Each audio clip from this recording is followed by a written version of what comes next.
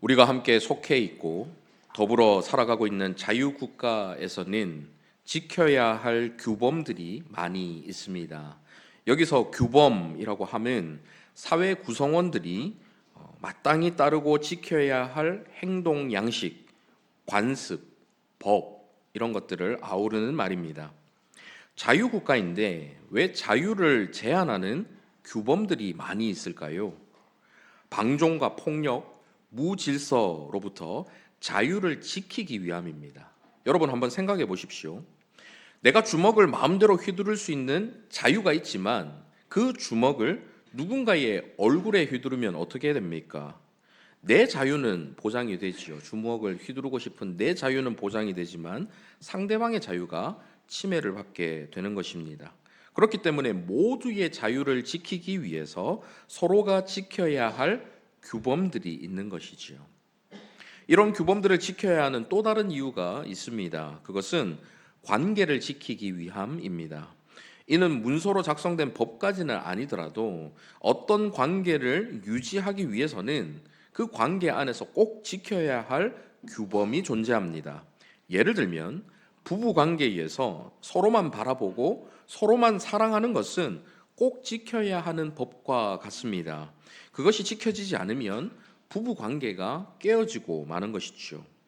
이러한 규범은 모든 관계에서 자연스럽게 전제되고 자연스럽게 형성되며 또 공유됩니다.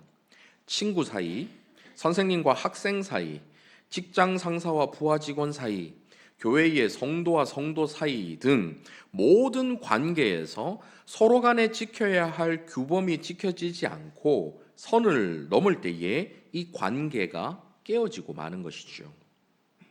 이는 하나님과의 관계에서도 마찬가지입니다. 하나님과 우리는 예수 그리스도 안에서 아버지와 자녀의 관계입니다. 그러면 아버지에 대해 마땅히 지켜야 할 규범들이 있겠지요. 하나님과 우리는 예수 그리스도 안에서 왕과 백성의 관계입니다. 백성을 다스리시는 왕의 명령에 순종하고 따를 때에 원활한 관계가 유지될 수가 있겠지요. 하지만 피조물인 우리가 마땅히 지켜야 할 법을 지키지 않고 창조주 하나님처럼 되려고 불순종과 반역의 죄를 짓는다면 우리에게 주어진 모든 자유가 박탈되고 그 관계가 깨어질 수밖에 없습니다.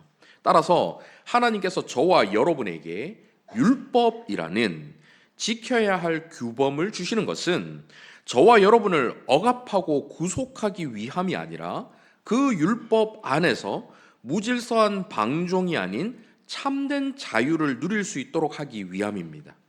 하나님의 백성, 하나님의 자녀된 자들로서 하나님과의 올바른 관계를 유지하기 위함이지요. 그렇기 때문에 하나님께서 인간에게 율법을 상세하게 제정해 주시는 것은 인간을 향한 존중, 관계를 맺고 싶어 하시는 하나님의 사랑, 무지하고 완악한 인간으로 하여금 자신의 죄인됨을 발견하고 정결하게 나아가서 거룩하신 하나님께 이를 수 있도록 하시는 자비와 긍휼에서 비롯된 것입니다.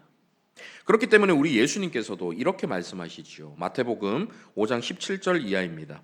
내가 율법이나 선지자를 폐하러 온 줄로 생각하지 말라. 폐하러 온 것이 아니요 완전하게 하려 함이라. 진실로 너희에게 이르노니 천지가 없어지기 전에는 율법의 1.1획도 결코 없어지지 아니하고 다 이루리라. 그러므로 누구든지 이 계명 중에 지극히 작은 것 하나라도 버리고 또 그같이 사람을 가르치는 자는 천국에서 지극히 작다 일컬음을 받을 것이요 누구든지 이를 행하며 가르치는 자는 천국에서 크다 일컬음을 받으리라. 내가 너희에게 이르노니 너희 의가 서기관과 바리새인보다 더 낫지 못하면 결코 천국에 들어가지 못하리라. 예수님께서는 율법을 성취하시고 완성하셨습니다. 그리고 성경의 율법을 통해서 하나님께서 자신의 성품을 계시하셨던 것처럼 예수님도 율법을 통해서 자신을 계시하셨습니다. 자신을 보여주셨어요. 율법은 곧 예수님의 계명이고 그분에 관한 법이며 그분에게서 비롯된 것이기 때문입니다. 흔히 복음과 율법을 서로 대치되는 상반된 개념으로 생각하는 경우들이 많습니다. 이것은 복음도 율법도 제대로 이해하지 못하기 때문에 생기는 현상입니다. 그러니 율법주의라는 극단으로 빠지거나 율법 폐기주의, 율법은 더 이상 필요 없다는 율법 폐기주의라는 또 다른 극단으로 빠지게 되지요.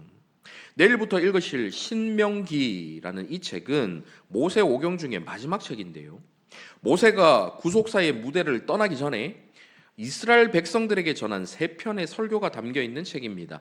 신명기라는 이 책 제목에서 알 수 있듯이 모세를 통해 전해진 하나님의 명령, 신명, 하나님의 명령을 기록한 책이지요.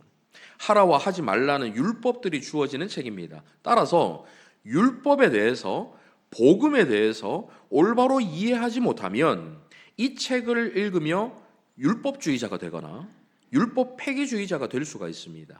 한쪽 극단으로 빠질 수가 있는 것이죠. 오늘은 이 신명기의 전반적인 내용에 대해서 간략하게 살펴보고 예수 그리스도 안에서 이 율법과 복음을 어떻게 이해해야 하는지 생각해 보면서 함께 은혜를 나누고자 합니다. 먼저 모세 오경을 마무리하면서 이 모세 오경 전반에 걸친 핵심 내용을 좀 짚어보도록 하겠습니다. 창세기부터 시작되는 이 모세 오경에는 하나님의 택함 받은 백성 이스라엘의 형성 과정에 대한 역사를 보여줍니다. 태초부터 시작된 삼위 하나님의 이 구원은 아브라함이라는 한 사람을 택하시고 그 아들 이삭과 야곱의 후손으로부터 한 민족을 이루어서 구별된 하나님의 백성으로 삼으시는 것으로 성취되어 가지요.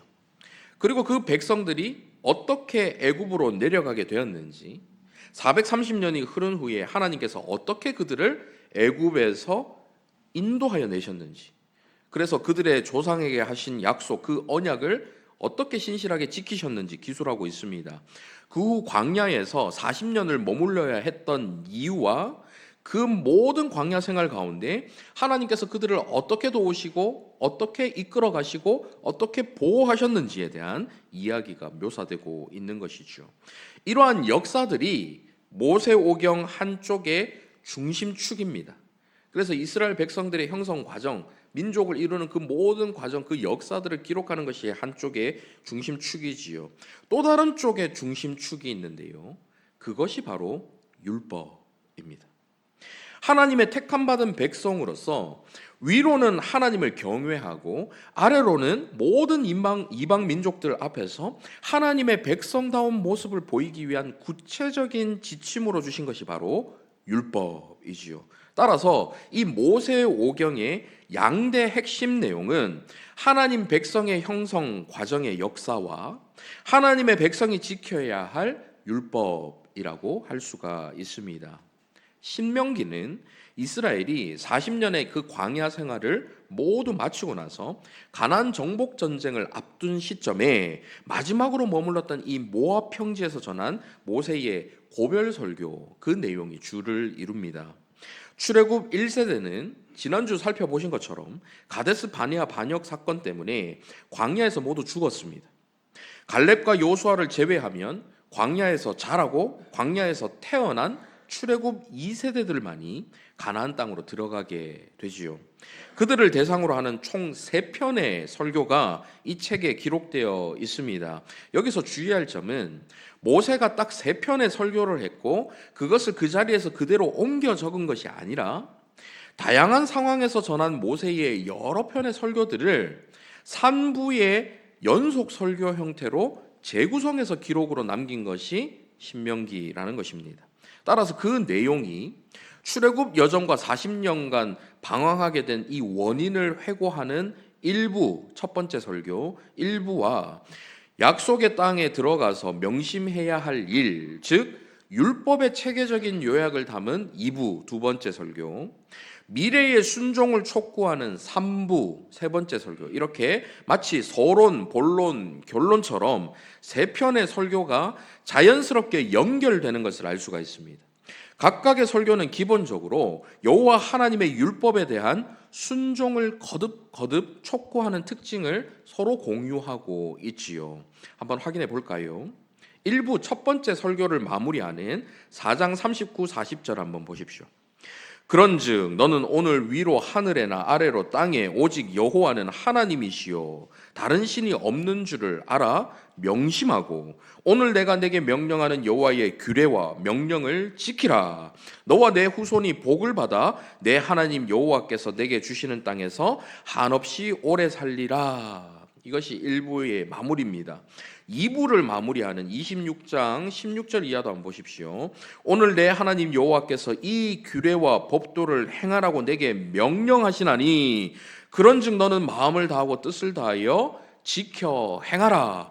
내가 오늘 여호와를 내 하나님으로 인정하고 또 그 도를 행하고 그의 규례와 명령과 법도를 지키며 그의 소리를 들으리라 화건하였고. 마지막 3부 세 번째 설교의 마무리 30장 15절 이하입니다. 보라, 내가 오늘 생명과 복과 사망과 화를 내 앞에 두었나니 곧 내가 오늘 내게 명령하여 내 하나님 여호와를 사랑하고 그 모든 길로 행하며 그의 명령과 규례와 법도를 지키라 하는 것이라. 그리하면 내가 생존하며 번성할 것이요 또 내 하나님 여호와께서 내가 가서 차지할 땅에서 내게 복을 주실 것임이니라.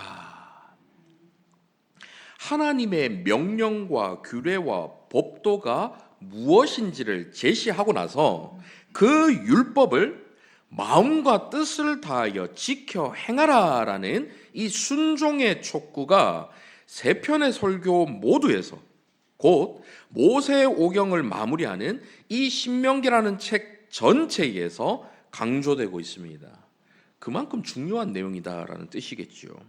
특별히 광야 생활을 마치고 가나안 정복 전쟁을 앞둔 이 이스라엘의 다음 세대들이 율법에 대해서 각성하고 그 율법의 순종의 자세를 갖춤을 통해서 새로운 시대 상황에 대비하고 약속의 땅에서 하나님의 복을 누릴 수 있도록 하는 것이 이 신명기의 기록 목적이다라고 할 수가 있는 것이지요. 이는 오늘을 살아가고 있는 저와 여러분에게도 동일하게 적용됩니다. 광야와 같은 인생을 살아가면서 하나님의 약속의 땅을 향해 가는 저와 여러분이 하나님과의 이 관계를 깨뜨리지 않기 위해서 지켜야 할 규범으로서의 율법, 반드시 순종해야 하는 하나님의 명령과 말씀에 대해 깊이 깨닫고 구체적으로 실천하는 것은 비단 이스라엘 출애굽 2세대들만의 의무가 아닌 것이죠. 저와 여러분이 함께 지켜야 하는 의무인 것입니다. 자, 그러면 이제 저와 여러분이 적용하고 지켜야 할 이 율법이라는 것이 무엇인지, 그리고 그 율법이 어떻게 복음과 조화를 이루며 예수 그리스도를 계시하는지 그것을 한번 살펴보도록 하겠습니다. 이 율법은 세 가지 유형으로 나눠지는데요. 도덕법, 의식법, 시민법 이렇게 세 가지 유형으로 구분을 할 수가 있습니다.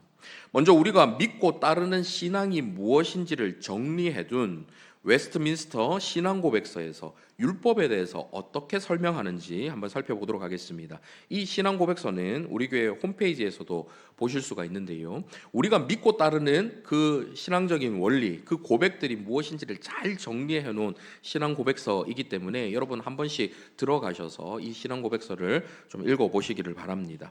신앙고백서 19장 1절 이하입니다. 하나님께서는 아담에게 한 법을 행위 언약으로 주심으로 그와 그의 모든 후손에게 인격적이며 전적이고 엄밀하고 지속적인 순종의 의무를 지우셨고 언약 성취의 생명을 약속하셨고 파기의 사망을 경고하셨으며 네가 먹는 날에 반드시 죽으리라 사망을 경고하셨죠. 그에게 언약을 지킬 수 있는 힘과 능력도 부여하셨다. 하나님께서 아담과 하와에게 처음으로 법을 주시고 그 법을 순종할 수 있도록 힘과 능력을 주셨지만 그들은 그 법을 어겼지요. 그렇지만 2절 이어서 한번 보십시오. 이 율법은 그가 타락한 후에도 여전히 의에 관한 완전한 법칙이었고 하나님께서는 이 법과 같은 의의 법칙을 시내산에서 10계명으로 주시고 두 돌판에 새기셨다. 첫 4계명들은 하나님을 향한 우리의 의무를, 나머지 6계명들은 사람을 향한 우리의 의무를 담고 있다. 이 법을 신앙고백서는 도덕법이라고 부릅니다. 신앙고백서 5절을 이어서 한번 보십시오. 도덕법은 의롭다 함을 받은 자들이나 그 밖의 사람들까지도 순종하도록 정해져 있다. 즉 그 안에 담겨 있는 내용의 입장에서 뿐만 아니라 그 법을 주신 창조주 하나님의 권위의 관점에서 보더라도 그러하다. 그리스도께서도 복음에서 이 법의 구속력을 조금도 해소하지 않으셨고 오히려 크게 강화하셨다. 이 도덕법의 원리는 시대와 민족을 막론하고 모두에게 적용되는 항구적인 법입니다. 저와 여러분에게도 적용되는 율법입니다. 그래서 우리 교회 예배 시간에 십계명을 교독하면서 매주마다 하나님과 맺은 그 언약의 법을 상기하는 것이지요.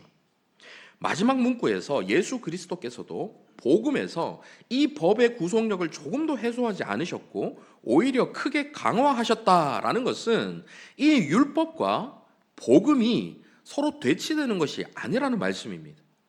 사도 바울의 목소리도 한번 들어보십시오. 로마서 3장 31절. 그런즉 우리가 믿음으로 말미암아 율법을 파기하느냐? 그럴 수 없느니라. 도리어 율법을 굳게 세우느니라. 여기서 강조하는 율법들은 모두 십계명으로 요약할 수 있는 도덕법을 의미합니다. 도덕법이 율법의 첫 번째 유형이라면 율법의 두 번째 유형은 의식법입니다. 의식법.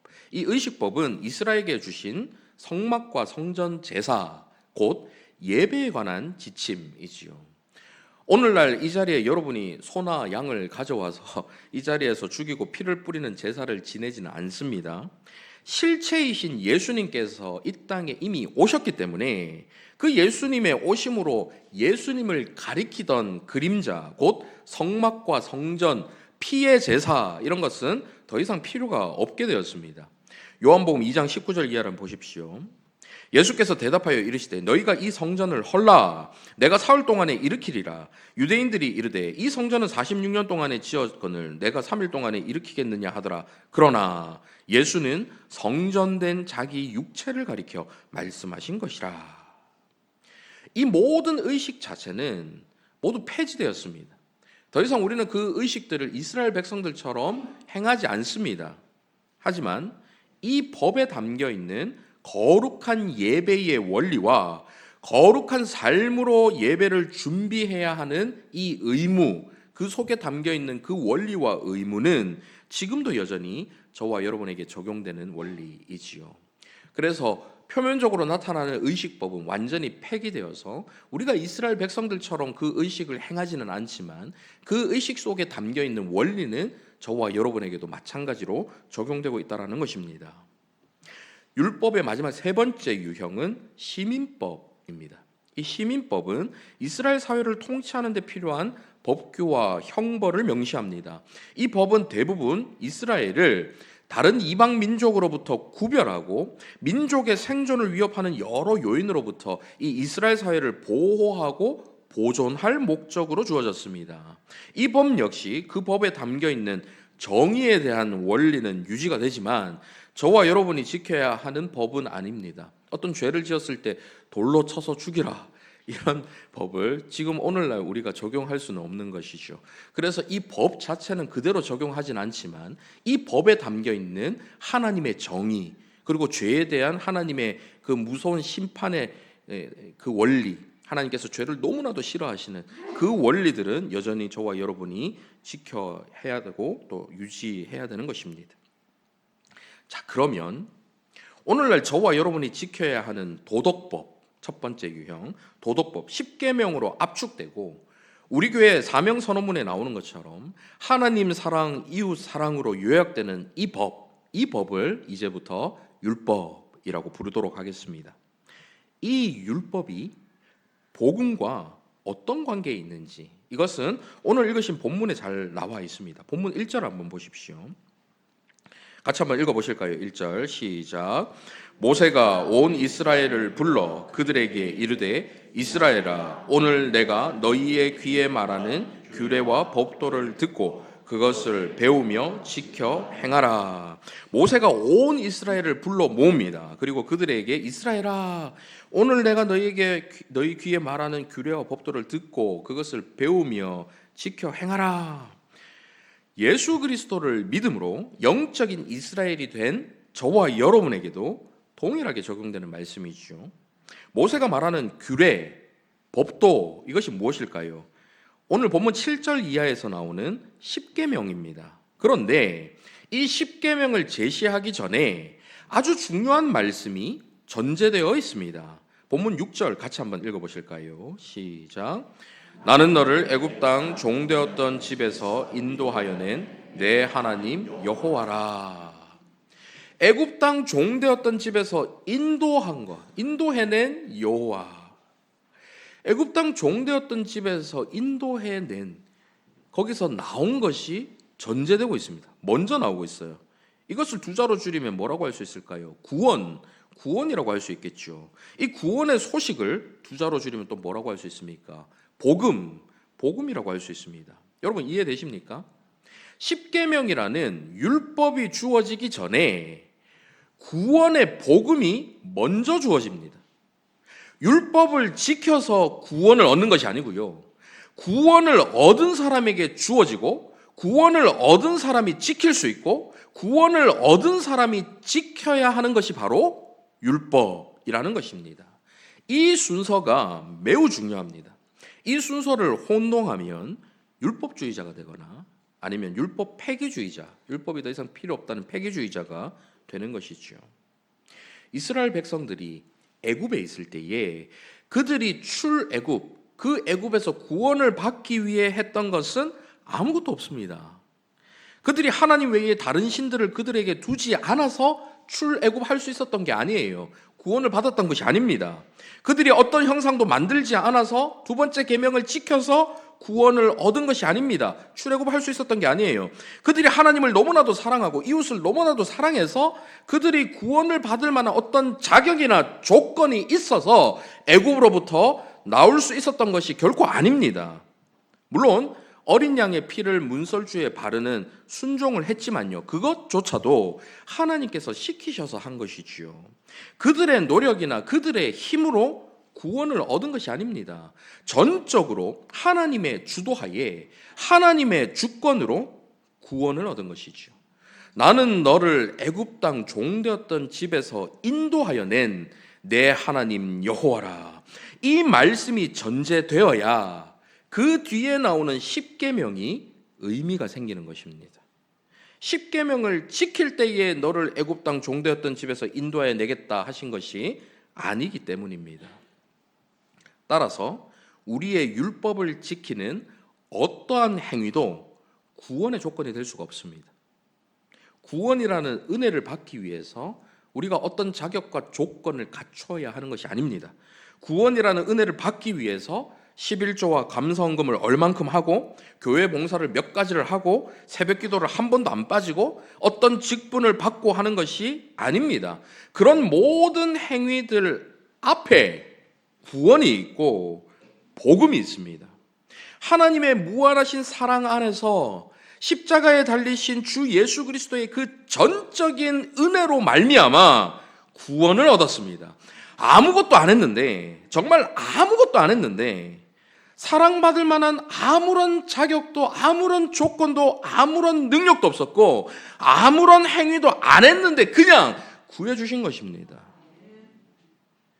사실은 안 한 것이 아니라 아무것도 할 수가 없었습니다. 자주 비유 드리지만 우리는 물속 깊이 가라앉아서 영적인 죽음 상태, 영적인 좀비 상태에 있었기 때문에 저와 여러분이 생명을 얻기 위해서, 구원을 얻기 위해서 할 수 있는 것은 아무것도 없었지요. 죽은 자가 무엇을 할 수 있겠습니까? 우리는 구원받기 위해 하나님을 사랑할 수가 없습니다.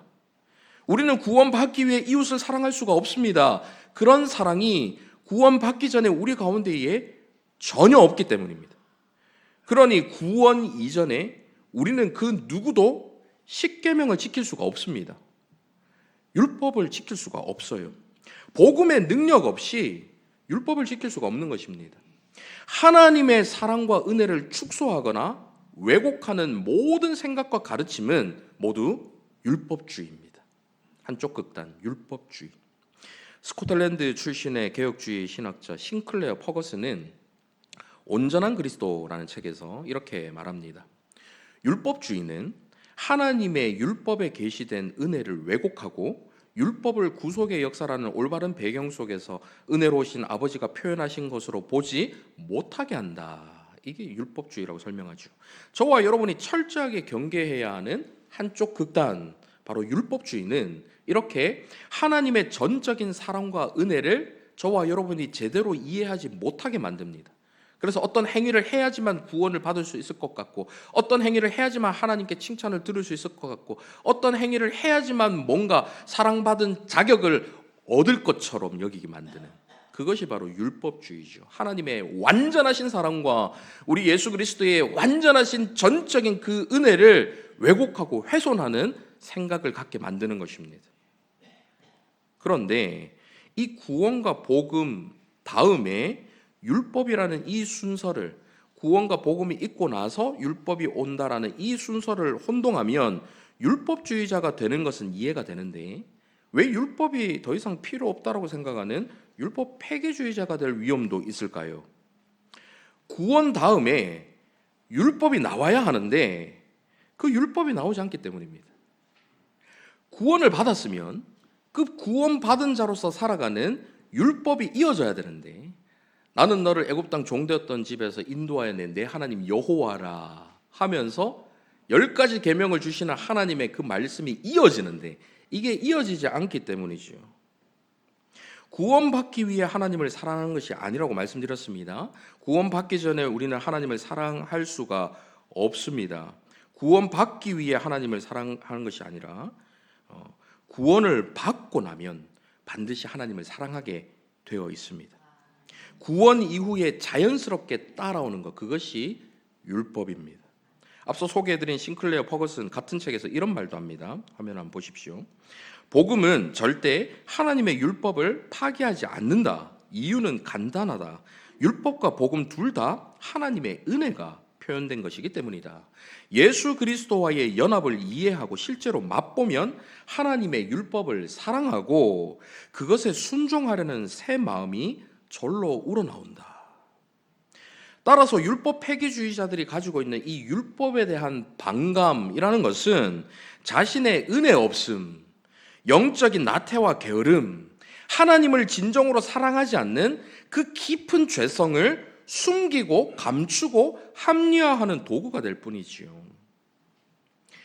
구원이라는 은혜를 받기 위해서 11조와 감사헌금을 얼만큼 하고 교회 봉사를 몇 가지를 하고 새벽 기도를 한 번도 안 빠지고 뭐 어떤 직분을 받고 하는 것이 아니라는 말씀을 드렸습니다. 하지만 구원을 받고 나면 그 은혜 때문에 11조와 감사헌금, 교회 봉사, 우리의 경건에 유익을 주는 새벽 기도와 성경 읽기, 직분에 대한 생각과 태도들이 완전히 바뀌게 되어 있습니다.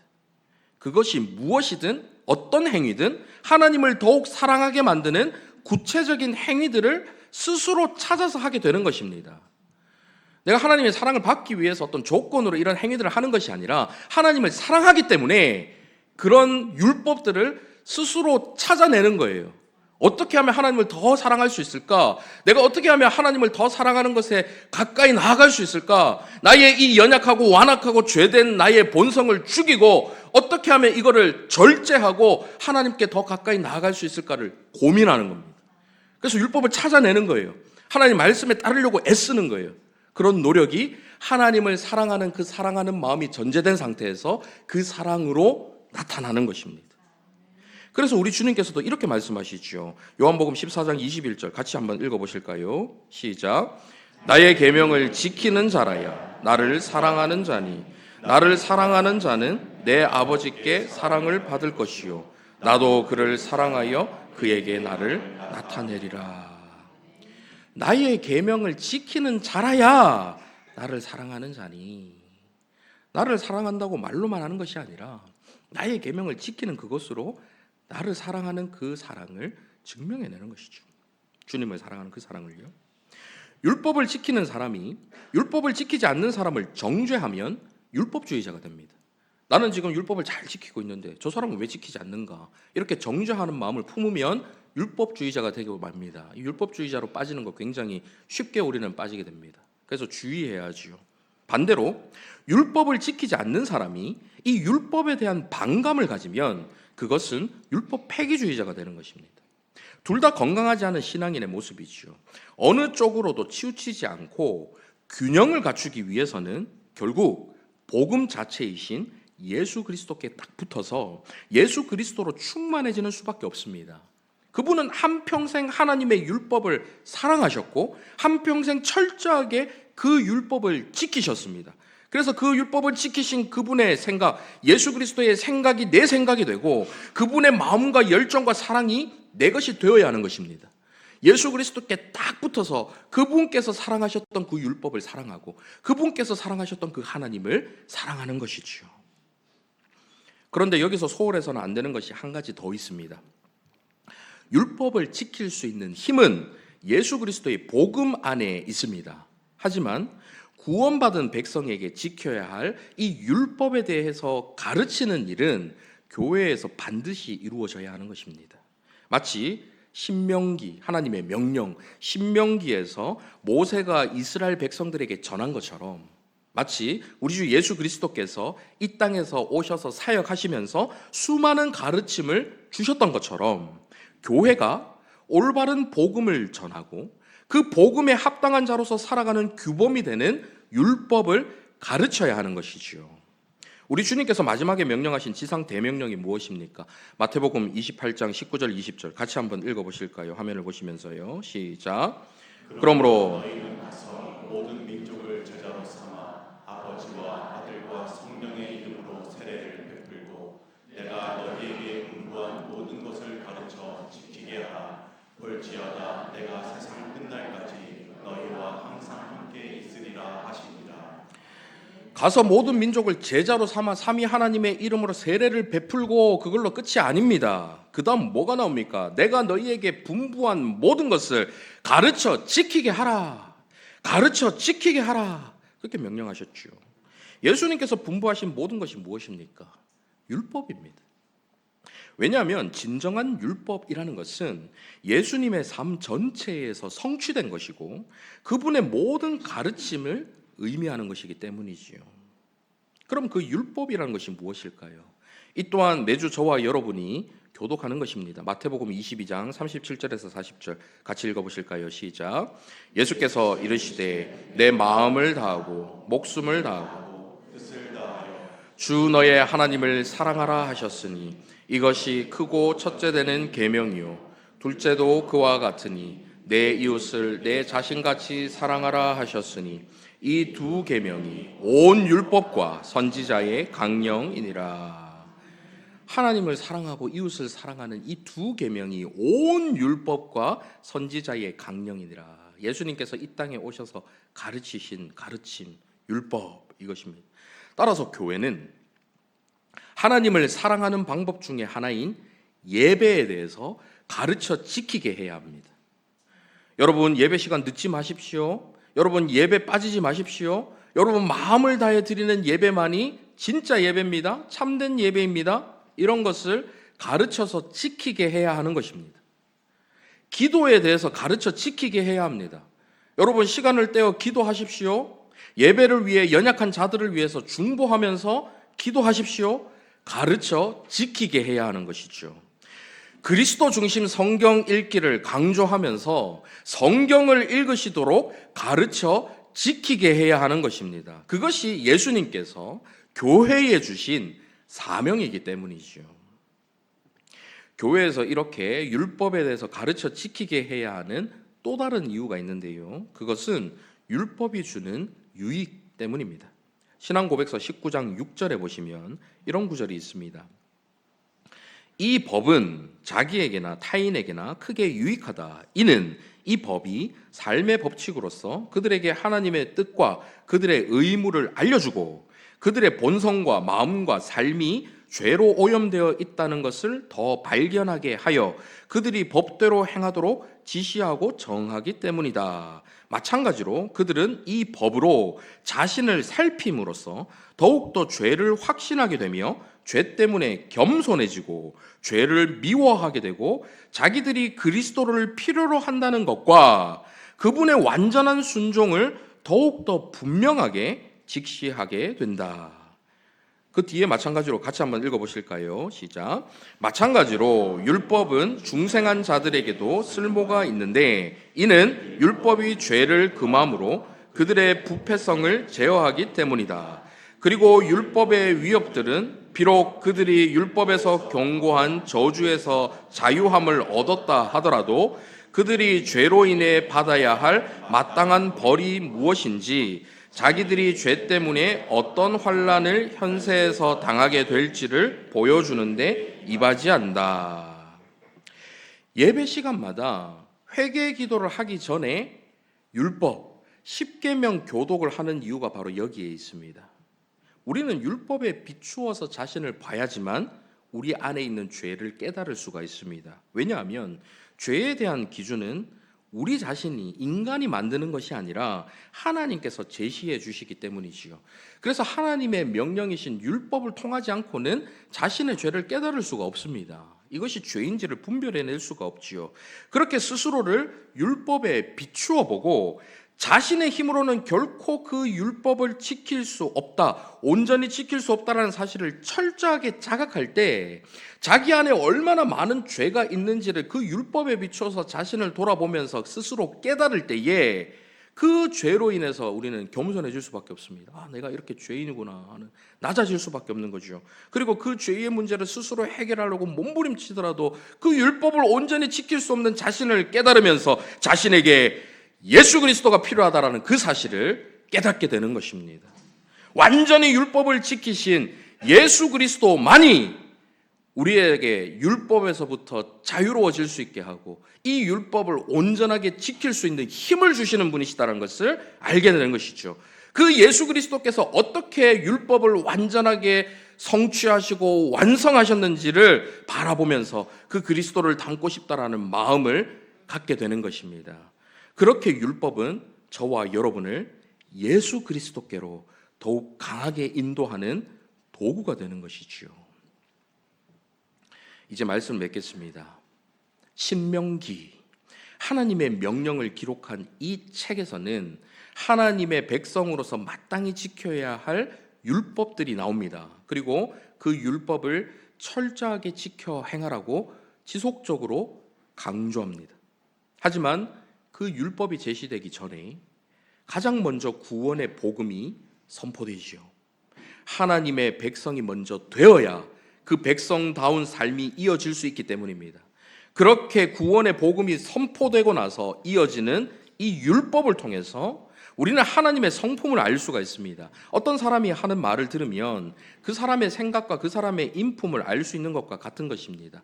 하나님의 명령을 바라보면서 그 율법을 배우고 공부하면서 우리는 그 율법을 주신 하나님의 성품을 깨닫게 되는 것이지요. 예수님은 하나님의 영원하신 말씀, 친히 육신을 입고 이 땅에 오신 말씀이십니다. 따라서 율법이라는 것은 성부와 성령은 물론이고 성자 예수님의 성품을 드러냅니다. 율법을 통해 우리는 그 율법을 명하시는 거부할 수 없는 예수 그리스도의 주권을 발견하게 됩니다. 율법을 통해서 우리는 율법 안에 담겨 있는 그 예수 그리스도의 거룩하심을 발견하게 됩니다. 율법을 통해서 그분의 정의, 율법을 통해서 그분의 지혜, 율법을 통해서 그분의 선하심을 발견하게 되는 것이죠.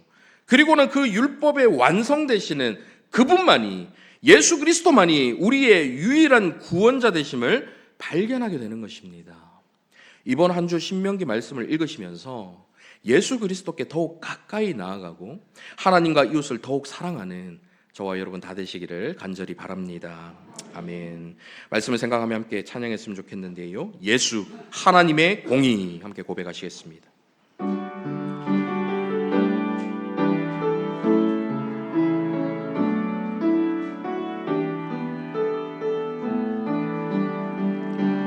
예수 하나님의 공의, 예수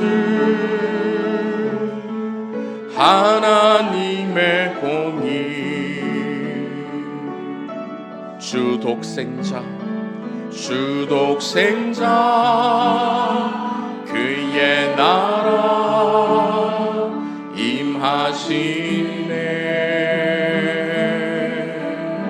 예수 제물이 되신 주, 예수 제물이 되신 주, 영광 중에 그의 나라 임하시네.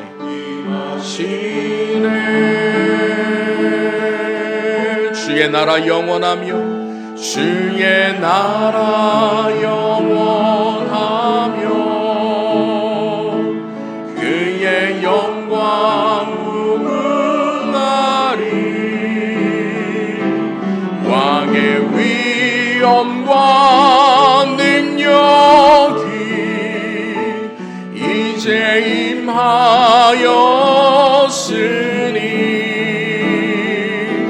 주의 주권과 주의 통치와 주의 나라 힘과 권세 임하네. 예수 하나님의 공의, 예수 하나님의 사랑, 예수 하나님의 사랑, 주 은혜와 말씀으로, 주 은혜와 말씀으로 나타났네. 예수 거룩한 하나님, 예수 거룩한 하나님, 영광 중에 그의 나라 임하시네. 주의 나라 영원하며 주의 나라 영원하며 그의 영광 무궁하리. 왕의 위엄과 능력이 우리 가운데에 이제 임하였으니 주의 주권과 주의 통치와 주의 나라 힘과 원세 임하네.